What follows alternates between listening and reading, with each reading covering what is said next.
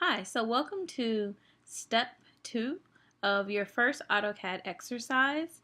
At this point, you should have already completed step 1, and that involved watching a series of videos based on your level of experience that will introduce you to the um, AutoCAD Autodesk interface. So at this point, you should have a series of shapes on your screen, um, all using these commands that are located in the ribbon under the draw panel. So I'm going to make a series of shapes just to sort of catch up with you. All right, so I'm pretending that I'm you and I'm experimenting with this and I am sort of turning on and off ortho snap to see what that does, to see how that object snap rather, to see how that might limit me. I'm turning on and off the grid. I'm just experimenting with the basic commands.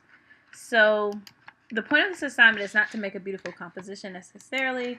It's just to get you to start to use the various commands, drawing commands, and to begin to play with them without the pressure of having to be very precise in any way, shape, or form. Okay, so this is my geometric composition. This last step that I want to show you is how you can basically plot to file or plot your image as a PDF so that you can post it to the course folder.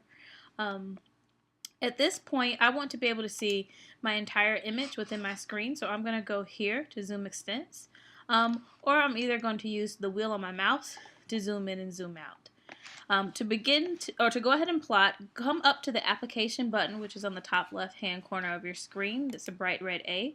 Click on it, go down to where it says print, come over to plot, so application button, print, then plot, and underneath the plotter I'm going to choose and scroll down, so you won't probably see it right away, but I'm going to choose Adobe PDF. Basically what this does is that it allows you to print to file, and the file type being a PDF as opposed to printing to an actual printer or a machine that will give you a hard copy. We'll do this because we will want to submit our work digitally. I'm not asking you all for a hard copy in this exercise. So for my paper size, I'm going to choose letter, which is just your basic 8.5 by 11 sheet of paper. I want to make sure it says fit to paper. I'm not concerned with scale right now. I just want to be able to document that I have completed the exercise. Under what to plot, I could choose display, and if I were to hit preview, it means that basically everything that I saw within the modeling space on my screen would show up on this white sheet of paper. I'm going to hit escape to get out of that. If I choose window, however, it allows me to go back into the modeling space and make a window that frames exactly what I want to show up on the screen. And so if I hit preview now, you can see that it shows up a little bit larger on the paper. So I think I like that better. And so I'm going to choose window. You could choose display, it doesn't matter. And then I'm going to hit OK. After I press OK or select OK, it starts to process the sheet and it wants me to choose a file name.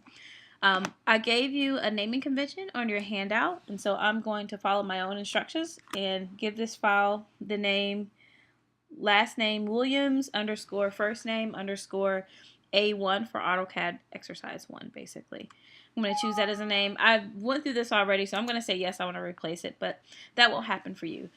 You also want to make sure that you save your file to a place on your computer that makes sense for you. So you may have a folder labeled 202 for our course number, and you probably would want to save your file there. So it automatically, for me, my program settings automatically open it up in Adobe Reader for me to be able to check out what it was that I saved. But I can always go to my desktop, which is where I saved the file, and check it out and see it there in Adobe Acrobat. Okay, and so now I know where my file is located. It's located here on my desktop. I will upload this file to the course folder. And by now everyone should have followed the instructions that are listed on the Computing Services website about how to access the course folder. If you haven't done so already, go ahead and follow the link that's located on the syllabus under the section that says Blackboard and course folder, and follow the instructions so that you can upload your file to our course folder. Our course folder is labeled by the course name, which is ARCH 202, and I believe it says My Name for Williams as the instructor.